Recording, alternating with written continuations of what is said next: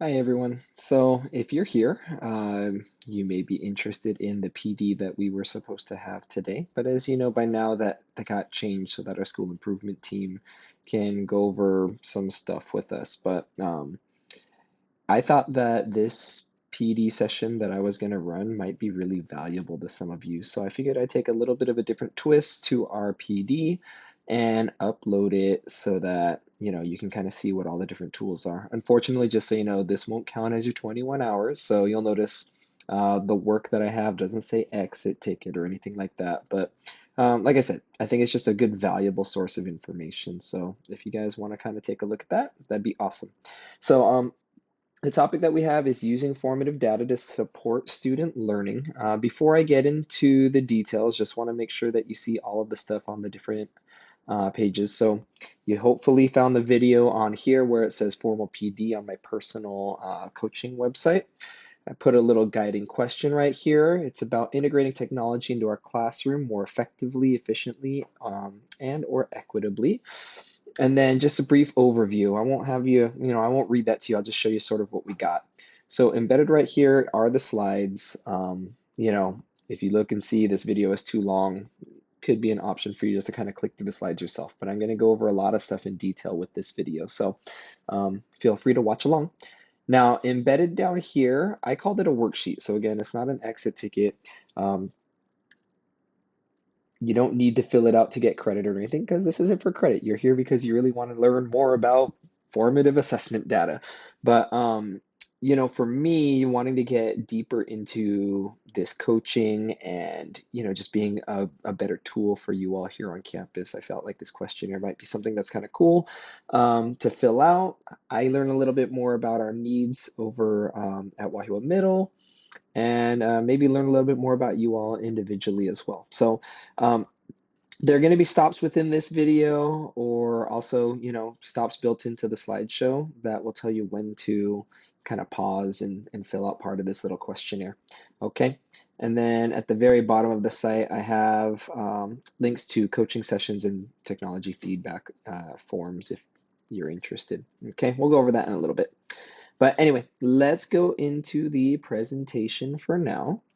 All right. So our learning target here, I got three main goals for you. I'm hoping that we can recall different types of formative assessment. That should hopefully be review. Identify pros and cons of formative assessment in the classroom. So what's the good and maybe what are some of the struggles? And then ultimately efficiently use formative data to support student learning. My success criteria that I have developed for us today. If we have gotten everything that we can out of this professional development, we should be able to produce something where we have augmented or substituted the design of one of your formative assessments to better inform instruction and support student learning. Okay, huge focus, augment, substitute. Really want to focus on those words, but let's move on. Okay, so on my agenda here, I'm gonna have to move my face around a little bit. Going to go into some background on formative assessments. Again, just kind of look at some of the problems or maybe concerns or roadblocks that we have in doing formative assessments, maybe as much or as well as we want to in class.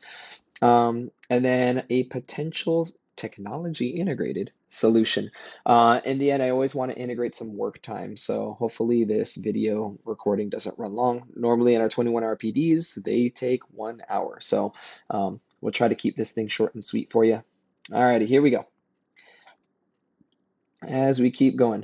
One thing that I wanted to do with you all, because it was one of the tools that I was going to integrate, is have you take a Plickers survey. I had all these beautiful Plickers cards printed out for us to use, and I was going to hand them out to your classes, or not to your classes, hello, to each of you individually, and we're going to answer a couple questions. Unfortunately, I don't have the ability to do that because we're virtual and I'm doing this asynchronously. But I do want you to get an idea of what this thing looks like. So what you each would have gotten is a plicker. It's this little shape here on a piece of cardstock that looks like this.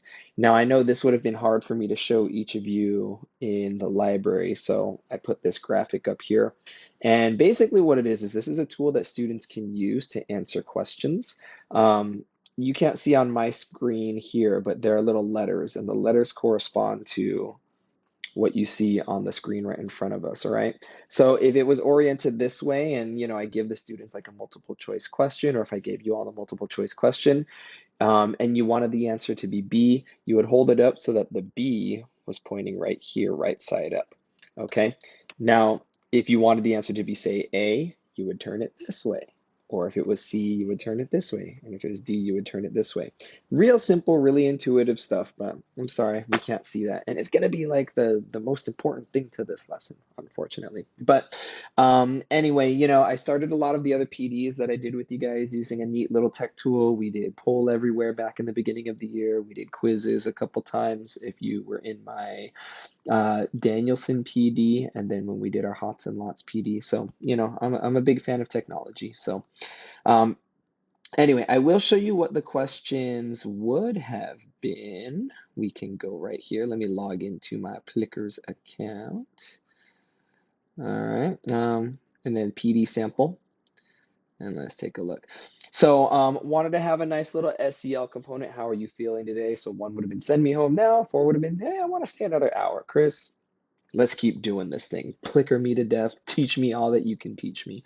Um, and then I just had some very low DOK1 type questions that, I thought that maybe that's something that we would do for our formative data. I'll have to. We can go more in depth than that, but these are all DOK1. Wanted to kind of touch on every subject area, so which planet has the most moons. You'll see that on my end, I have the answer there. On your end, you would not have seen the answer, just the answer choices. So Saturn has the most moons. Yay. Which property states that for every real number x equals x, that's the reflexive property. Again, you wouldn't have known the answer there. What word is defined as a break between words within a metrical foot? I love this word. I don't know why. It's just one of those things that I remember from ninth grade English when I was in high school. It's a caesura. Okay. And then our CTE and electives, they don't get enough attention sometimes. So I went ahead and put this question down. Shout out to our computer science folks. But what language is Pokemon Go primarily coded in? The answer is Python. Sorry, Micah, you may disagree with me here, but I did a lot of research. It seems like the main backbone is Python. There are little bits and pieces that are in C++ and C Sharp, but it seems like the most agreed upon answer is Python. So that's what we're going to roll with. All right. But yeah, y'all would have just, for each answer choice, like I said, just turned your little piece of cardstock, and then I would have used my phone to snap the data and record all of it. So really cool stuff. It would have been what we would have done. But anyway, we'll get into that later. All right, let's jump back into our Plickers. So no survey today. So background, let's get into this. What is up with this formative assessment data that we want to talk about? We want to know the what's, the whys, and the hows. Okay. So the first thing, these, when I was thinking of different common formative assessments that a lot of us might talk about, I figured warm-ups, or we call them our bell work or our do nows. That's something that we use for formative assessment from time to time, or a check for understanding. Um, Other than that, oh, number 2, check for understanding, and that can take on so many different forms, right? Your fist of fives. I know a couple of you have your colored cups on your desks, reds, yellows, and greens, to kind of get an idea of where your students are at. Any of those things would kind of be a formative assessment to me. Homework, another formative assessment, whatever form that takes, be it a worksheet, problem set, workbook, something digital. Yeah, formative assessments to me. Classwork, anything students are doing in class, hopefully we're monitoring to see, what their progress is. It's formative assessment. Student self and peer assessment, so if students are assessing where they personally are at, or if they're critiquing, other peers in the class, formative assessment. And the last hidden one right here, exit slips. I don't know why, but I've been hearing like this phrase exit slip so much lately. I know it's nothing new, but it's just funny. I'm almost getting the feeling that like exit slips is our default thought process when we get into formative assessments. Give them an exit slip. That'll totally work. So, um, I don't know. Sounds pretty common, but hopefully we can, inch a little bit past some of that stuff through this PD. All right, here we go. Our first Google form question. So I'll read this and then I suggest that you kind of pause while you get into that Google form. But in there it says to complete question 1, 2, and 3 of the Google form found on my coaching portal. Put a link there so, if you want to refer back to the slides, or if you're looking directly at the slides, it's there. I guess if you're looking directly at the slides, you don't hear me. But other than that, Three simple questions, and I'll just show them to you right here. Okay, we just want to get your name. If you had to choose which of the following assessment strategies, the ones I just pointed out, would you like to make more engaging for your students? And then I'm just curious to know, what's the purpose of conducting a formative assessment? What do you think we do formative assessments for? So anyway, I highly suggest you pause this video, okay? And then once you answer those three questions, you can click unpause. Okay, I'm assuming you paused and now you have unpaused. So let's keep going. All right, so research kind of says that the main purpose of formative assessment, one, is to gauge learning. So we want to know maybe where our students are at. Maybe it's before we've taught anything. Maybe it's after we've taught something. Or maybe we're just kind of like in the middle, trying to feel them out after some basic input. But we want to just gauge, like, what do they know? What do they not know? And mainly we want to know this before the gaps get even bigger, right? So, essentially, the question that we're answering, I put it in pink here when we do a formative assessment, is what did I do as a teacher?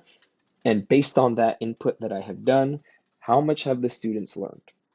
Okay, so based on that formative assessment, the data, the information that we get, we should be providing some level of support to our students. And we always do that, right? It's called teaching. But hopefully, that assessment data, we are making some kind of shift or change in our instruction if the results are totally like not what we expected, right?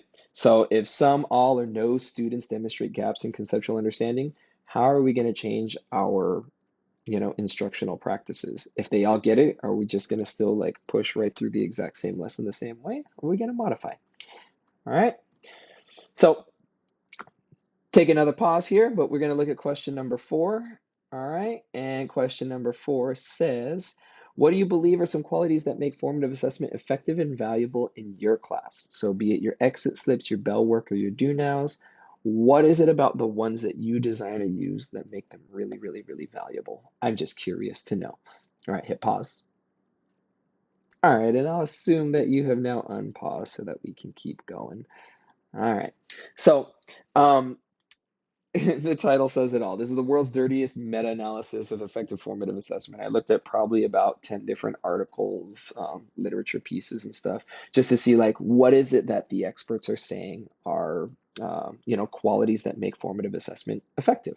So the first one is our clear learning targets, which we have in our classrooms, or we're supposed to have right here, and our success criteria. So are students aware every day of what is going to be assessed? How do they know what they're supposed to be learning? Okay. The next step would be a sound design. So, did we put thought into the way our formative assessment is designed and created so that we know that the results are equitable, reliable, and valid? Okay. Next step after that, what makes formative assessment effective?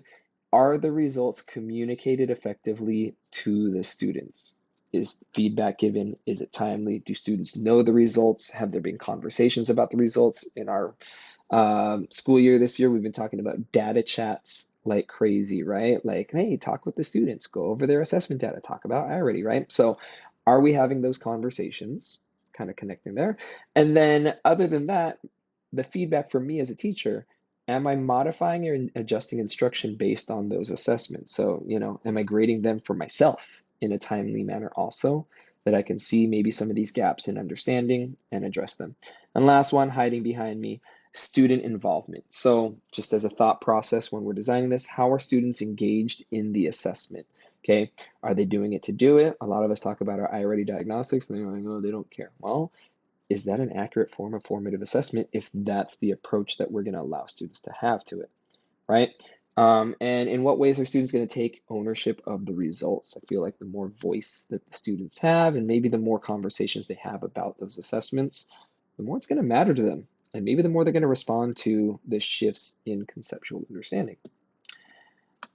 All right. I found this really, really cool graphic right here, and I feel like it said it all. So the purpose of formative assessment. We're going to read it from left to right here, and we also have kind of like 3 sections. So what is it that the teacher is doing, peers, and the overall learner is doing? So the first thing that we said right there, quality of formative assessment, the learner needs to know where they're going. So that's through our learning targets. It says clarifying, sharing, and understanding our learning intentions, which science, instead of learning targets, we did go over it as learning intentions from Harmony the other day, right? but do students know what it is that they're supposed to be learning? Once we have gotten through that, okay, we've given our instructional input, okay. Now, based on all that, do we know where the learner is at each kind of juncture in time? Each day, hopefully in class, right? So, what is the evidence of their learning? What are we doing with it? Okay. Um, Based on that evidence, are we giving them feedback or are we using the feedback for ourselves to determine how the learning is going to move the next class period? Are we adjusting our instruction? Okay. These last ones, this is that effective communication and that student engagement piece, right? Are we developing and designing formative assessments where students are going to be maybe actively looking at the data? Is it more than just a letter grade or a percentage to them? Stuff like that. Okay. Now, I do want to point out to you that for this quarter, we're in what we keep calling our cycle of professional learning. And we've actually hit a lot of these pieces through our 21-hour PDs this quarter, okay? So we did a PD on learning targets. So, if you're looking at the slides, this is totally clickable right here, kind of cool. But it would take you to those slides from the learning targets PD that I went over with you a while back. After that, we did an inter-rater reliability. We talk about teams, our data teams, common assessments. Well, really, those things are only going to be as effective as the way that we assess them. So if we're looking at data and information and maybe student progress as a whole school, then we got to be grading things, in a consistent, reliable manner. So that's where that inter-rater reliability PD came from. Most recently, in terms of gauging where the learner is now, we did a PD on HOTS and LOTS, right? So we're talking about higher order thinking skills versus lower order thinking skills. I wasn't saying that one was more important than the other, but the importance was finding that balance and maybe first starting with our LOTS and then gauging our students ready to grapple with these concepts. Do they have the lower order thinking skills to build them into the higher order thinking skills or not? So we've already done a lot of that. And truthfully, if we want to get really cute with it, formative assessment is probably what's going to allow us to know if they have the conceptual understanding to go from their lots up to their HOTS. So anyway, we've done this PD that you're looking at right now. It does kind of complete our cycle of professional learning just before we go to the winter break. So really love how this is all just coming together. Okay, so problem, and I'm going to give a solution. I'm not just all problems here. Okay, I want to help you guys out with some stuff as well. All right, so we're going to have a little pause here. All right, question number 5. I already know what the question is, but we'll scroll down to it. All right, I know if we were in our regular PD, I'll be honest, some of y'all would be whispering to each other, rolling your eyes, whatever. I know that some of this stuff is like, you got your questions. Here's your sounding board to kind of let me know. It says, what makes using formative assessments most difficult or challenging in your class? I know many of you're experts in your craft. You have been working on your formative assessments and you've been designing your lessons and developing your curriculum. So I just want to know, what is it that makes doing this difficult? Or what are the challenges that you face? I'm not saying that it's always hard for you, but what are the things that kind of pop up that make it challenging? I'm officially talking too much. I'm going to say pause. All right, and we'll unpause and let's keep on going. Okay, so again, I did some sort of dirty meta-analysis, looked at some different literature, and these were the common roadblocks to formative assessment that we sort of came across, all right? So a lot of teachers will comment, left column here, that they don't feel like formative assessment is useful. It's not enough time to get them all done. We've talked about that at our school. Sometimes, a lot of teachers, we mentioned that we're always assessing, we're always testing, we're always doing diagnostics. So not enough time. Lack of training and effective implementation. Maybe we're not comfortable doing some form of formative assessment. So we kind of veer only towards what we're feeling okay with. Too much data tracking. I know we've kind of worked around, questions about our data teams and just what a data cycle looks like. I'm here to try to make that process a little bit easier for us. So I think formative assessments are great for that data tracking process. Let's see if we can make it a little bit easier. Um, Other things that some teachers have said, this is not from our site again, this is from some research. A lot of them feel like formative assessments are not equitable, okay? The way that they do them, are they fair? methods of understanding how all of their students have learned or grasped concepts, right? If it's not that universal, that's a problem. Okay, some teachers would prefer summatives over formatives. I think some of the rationale behind that is summatives they capture a bigger piece of learning compared to the formatives. Maybe it's because you have to do fewer of them. Maybe there's too many formatives, stuff like that. But truthfully, I really don't think there's a comparison there. We shouldn't necessarily be using our formatives as summatives or vice versa. Um, some other people think that formative grade weight might be too high, and then it gets into some grading concerns and some grading roadblocks and difficulties.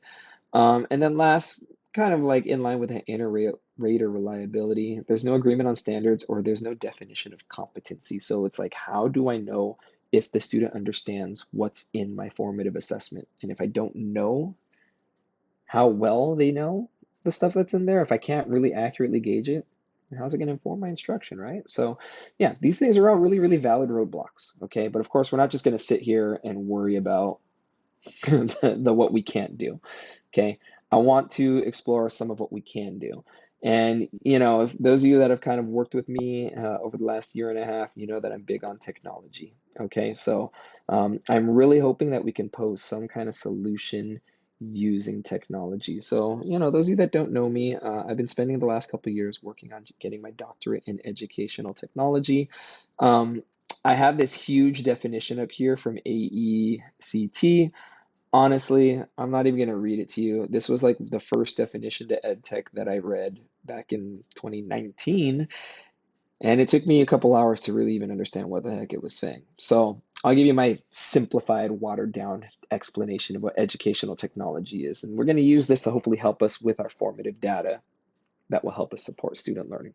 Basically, I'm saying that using technology in education to improve some aspect of the learning process for all, that's what educational technology is. Okay, we're going to take technology, use it in education, and we want to improve the learning process. Now, what is the learning process? That could be a teacher's instructional design, maybe some pedagogical approach, or just the way we look at student learning. There's a whole bunch of things. So anything in our classroom that's going to make our life easy, let's call that educational technology.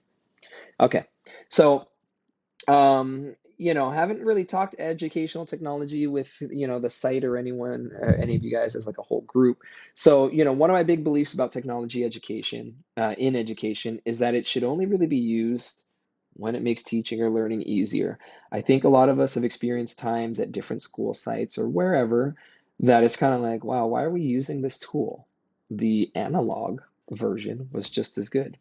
Maybe we shouldn't have been using that tool then, right? So I would only recommend using technology if it's going to make life easier. And that's really my approach. When I meet with teachers, when I meet with you all, if I know that there's some tool just within our conversation that would make that thing that you're talking about easier, I'll bring it up, I'll suggest it, I'll offer some support with it. Okay. Um, I also said the primary determining factor in successful technology integration is a teacher's perceived usefulness and perceived ease of use on the tool. So pretty much if something gets presented to you and you're like, oh, that doesn't look like it's going to help me, there's a good chance you're not going to want to use it.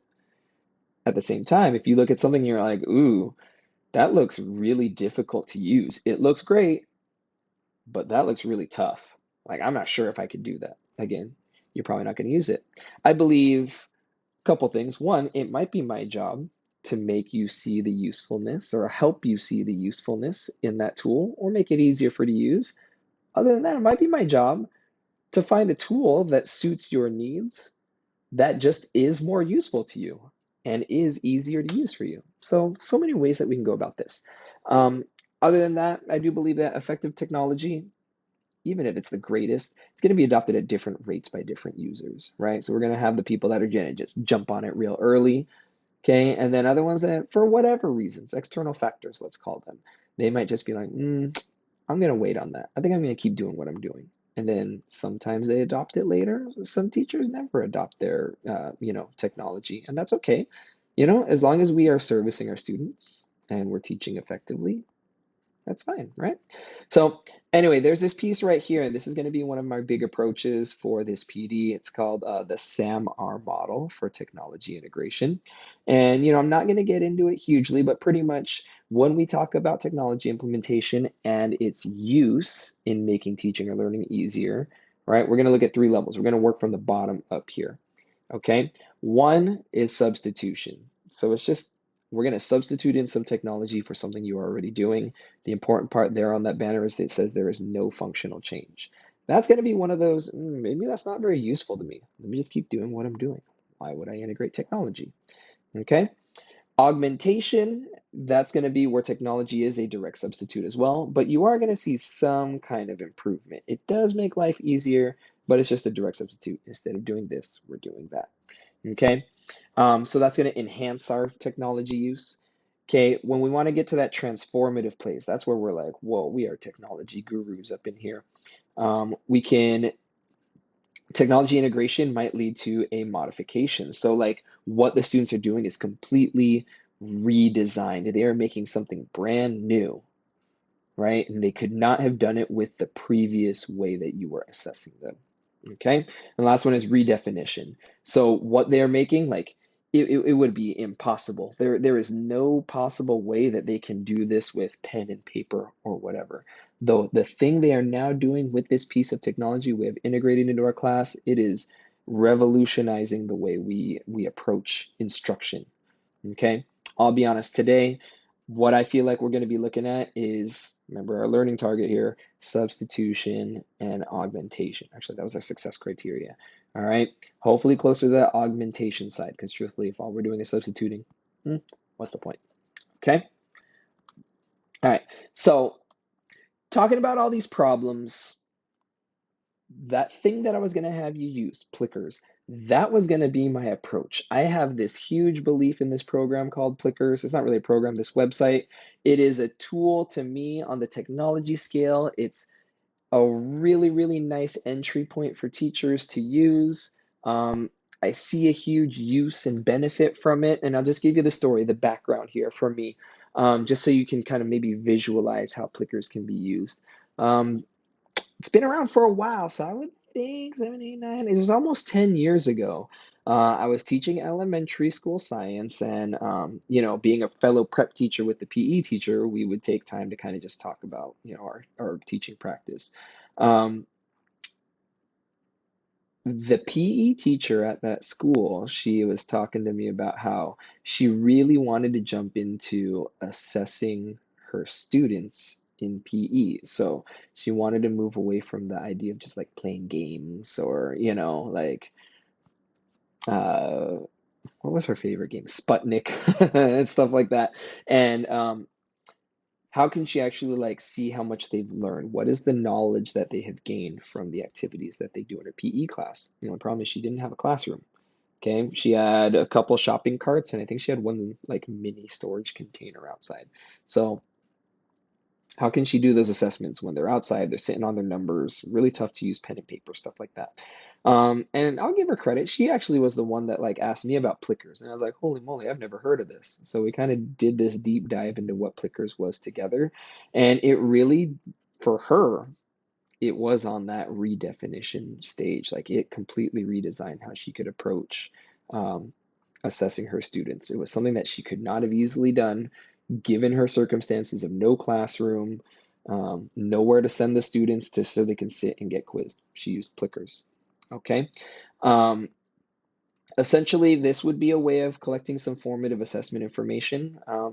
At our school, we also have one of the teachers, Danessa, she has a similar concern about how she can quickly and rapidly collect information from her students in math.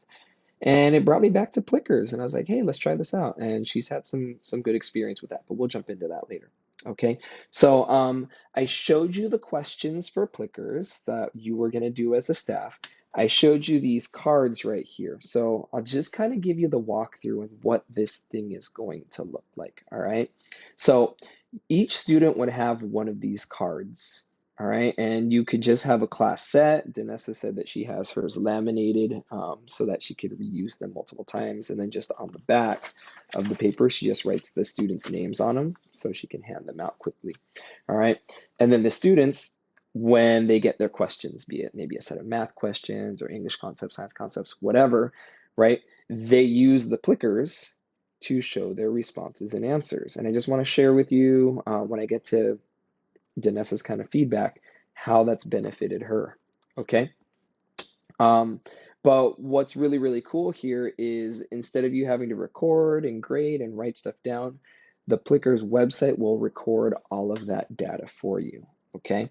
So going back into Plickers, if we go back, I have to exit my site here. Go back to my library. Okay, so if we go back here, okay, to the library and I assign it, if we went into reports, now the unfortunate thing is I just made my account and I was going to use the data that we had in class as our first set of data, and I'm bummed that we don't have it. We would be able to look in here at all kinds of student data. We would get a quick snapshot of, some item analysis. If we created a question set where it was all about a certain standard, we could see how our students are doing on a standard as a class, individually as a student. We can track learning progression over time. Really, really, really good stuff, right?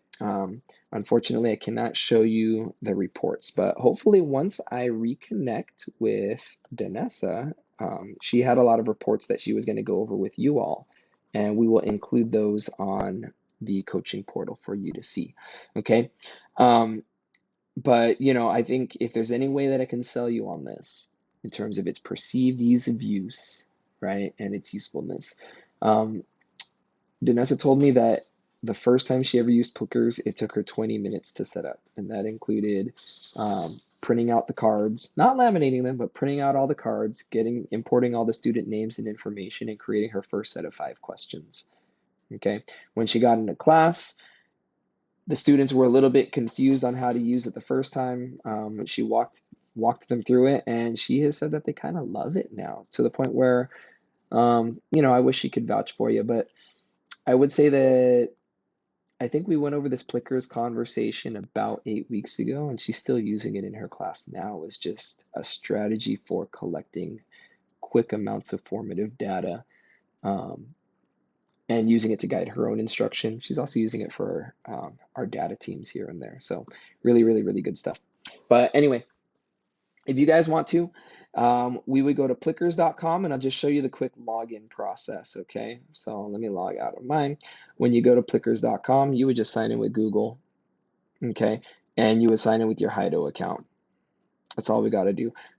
The thing that I love about Plickers is students don't have to use technology. That technology is all kind of on your end only. So kind of cool stuff. Now, other than that, you'll get this pop-up on how to use your Plickers, okay? And then you'll also have a pop-up that will show you the different things that you need to do and get. The coolest thing is Plickers is completely free, and these cards are available. You just have to print them. If you're feeling crazy, you could download them off or buy them off of Amazon, but that's okay. Just as effective printing them on the cardstock and laminating them. No big deal. Okay, so what was I gonna say other than that? So we got our Plickers all set up, easy login. Students don't have to do much. Now, how is it that they get the information once they hold these cards up? The cool thing is you actually use your phone. So it doesn't have to be your phone. I know, ooh, I shouldn't have said phone. You use your mobile device, because if we use our mobile device, maybe it's one of the ones that we got from the tech coordinator, something like that, right? Because we're not using our personal devices for school. Of course not. Okay, but anyway, let me show you what Plickers is going to look like. Let me switch my screen over to using my phone.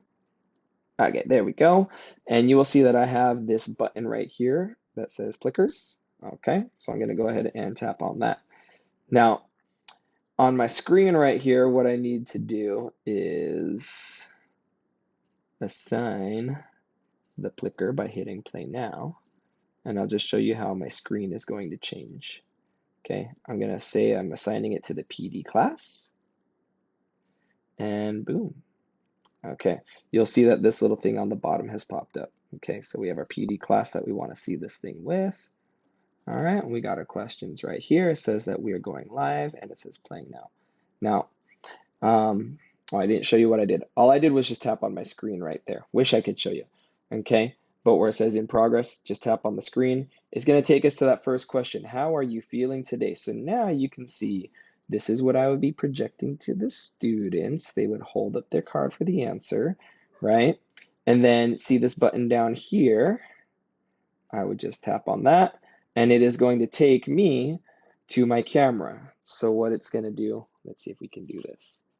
We would just hold up the clicker, okay, and it would be able to capture their response. It is that easy, okay? Now this clicker is not going to work for me right now, and it's because my set of cards that I used for this, it's at school, and I had to print out a new card because I haven't been at school the last couple of days for some professional development and stuff. But this is simply all you have to do. Kid holds up the card, boom, you hit it, it scans, and you just go from student to student. Okay, next student scan it, next student scan it, next student scan it. Okay, and you have a whole class set of data in really rapid time.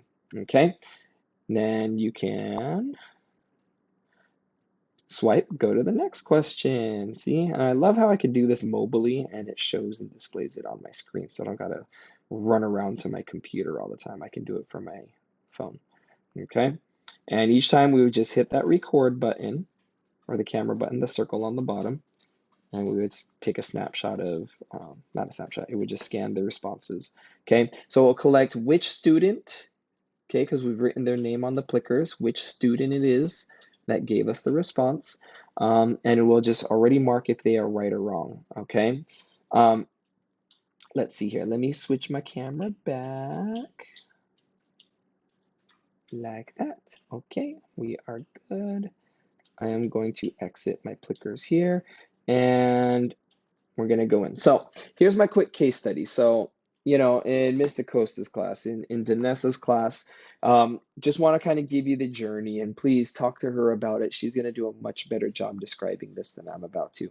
But overall, she wanted to find a way to capture data more quickly and permanently than when students were using whiteboards. She told me in one of our little meetings that she was having a hard time, and it took a long time for them to hold up the whiteboard and her to record all the information, and sometimes it was hard to read, or they would like put it down and change something and put it back up, so she didn't know who really was demonstrating understanding of what it is that she was going over. And then if you can't get that, then we can't identify the gaps, right?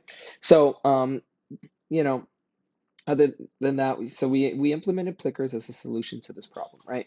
So I was just like, hey, there's this program that I know. It's going to feel like them holding up their whiteboards and showing it to you anyway. They just have to correlate this to a multiple choice response. And you, as the teacher, instead of it being open ended as a math problem, you have to develop or design multiple choice responses for them as well. Okay. Some of the things that she said that they really enjoyed in her resource class, they like seeing their names pop up on the screen. There's this connection. They're like, oh my gosh, I did this, and it's now up there. So now there's a willingness for them to try just because they get that response validation when they see it on the screen. Okay. Other than that, she said that there's this accountability measure for the students where they might see like, hey, I did mine, I did mine. Wait, who in class? Who didn't do it? Hey, put yours up, put yours up. And it gets every single student to give some kind of response. This one I thought was great in her class. I think it's maybe because students, they often feel like they don't know or they're not aware, or, they're the dumb one in the class. I hate saying that, but, they are that one. That's what they think. And she said that when they would see as a class that there was 100% on a question, that they would celebrate. They would feel really excited. They would feel good about themselves. And I do feel like there's a connection to motivation and willingness to learn, put yourself out there, try more if you are gonna celebrate that. And then overall, she said that the students said it felt like less work, and I put that in quotes. Okay, so my big takeaway, I summarized this for her. I said, or I think she actually said this, that she's able to look at a screen and get a quick snapshot of student learning. She doesn't have to look at all this stuff that she recorded down based on their whiteboards. Okay, after they throw up their plickers, boom, she can look. And it was just great because when I was going over this with her, when she was supposed to co-present with me, she had all this wealth of data dating back to the first quarter, assessment information that she had on circles. that she could reflect with. Imagine how powerful that would be maybe when we move into state testing, you know, planning for it, prepping for it in late April. We can look at this wealth of information that we have on Plickers and just be like, maybe this is what I need to review. They were kind of iffy on this part. Or maybe it just help us remember, like, oh yeah, they had that gap there. That's why I did this in my instruction. It'd be great to bring that back for review. Okay, so anyway, um, this is that part. Please ask uh, me or talk to Danessa or wait, and I'll get this information up onto our website. Now that we didn't get to go over this live, Danessa was going to show you all this cool stuff that she had, but yeah, we'll have to save that and get that on the website later. Okay, so now we have our work time. This is something that I want y'all to think about, right? Now, I'm obviously not sending out a directive that we have to use Plickers. This isn't the end all be all of formative assessment and being enhanced through technology or anything like that. And some of us might still be like, ooh, that still looks like a strategy that's too much for me. So I want to give us some options that are going to kind of take us along that spectrum of substitution or augmentation, and they should all be things that we are familiar with. Okay. So here's one formative assessment tool that I showed way back the very first PE admin day before our first day of school. I asked you from an explicit instruction point of view. You watched a video, I think, from Anita Archer that day. And I had you do a poll everywhere where you popped up all these responses. These were y'all's words that you kind of put up there, right? And it gave us this nice wordle.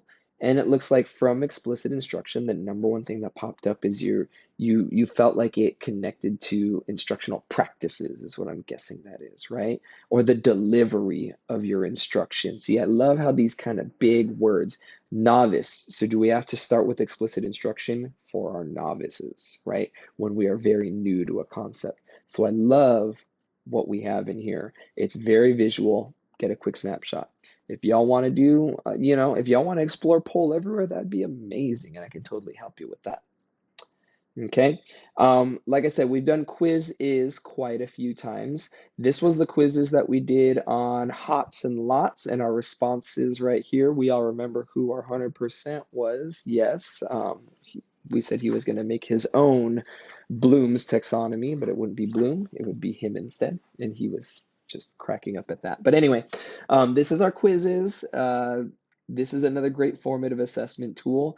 And I talked about in both of my training sessions how this captures this great, huge amount of data, and I can analyze it and change instruction for the next day. When I looked at data like this, I would even change instructions sometimes, like within that class, you know.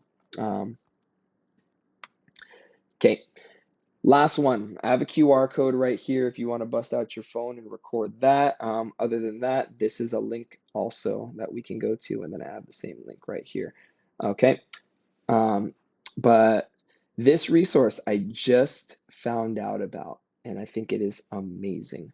Okay. I'll just go ahead and click on it. So this is from smartertoolsforteachers.org, and there are all these formative assessment strategies that are in here.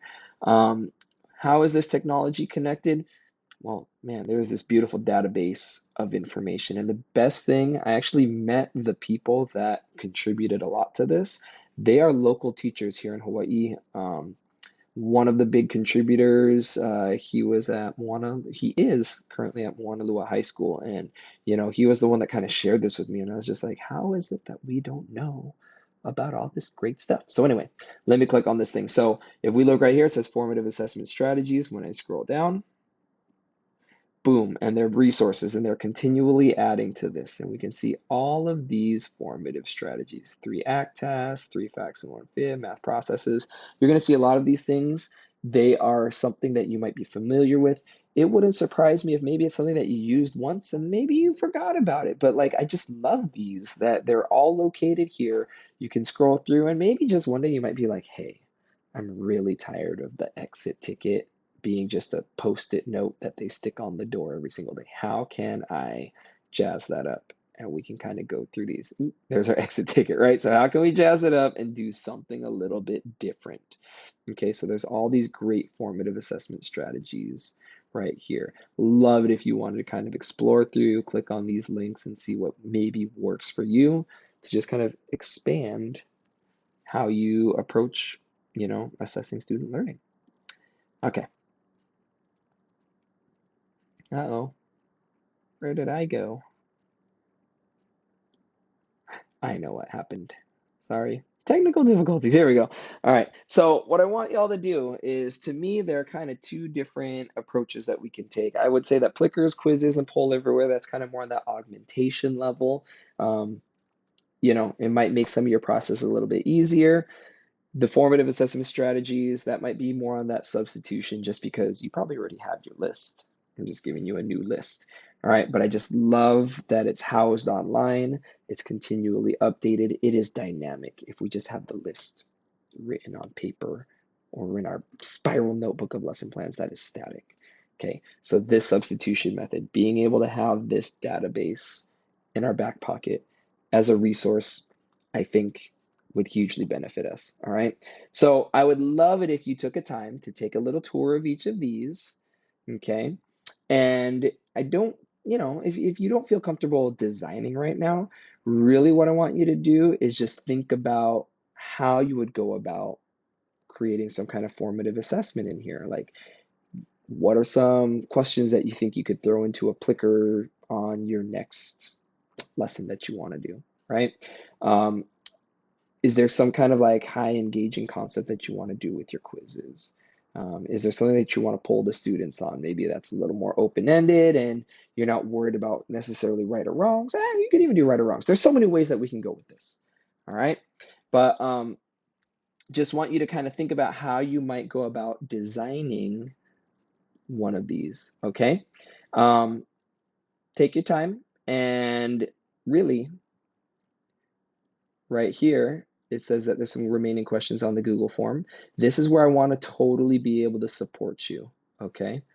So what's something great that you have from today's PD? What's something that you can take home, like, boom, really learned about this. This is going to be useful to me, okay? What's another question that you still have about formative data supporting student learning? Are there any of these tools that you want to bring into the classroom, or is there something new that we haven't touched on? I know a lot of y'all have been talking to me about Pear Deck lately. Maybe we'll throw that in there. I don't know. Okay. And then this is where I think my support could best come into play. Are there other tools that you're curious about? And then last, do you want additional coaching?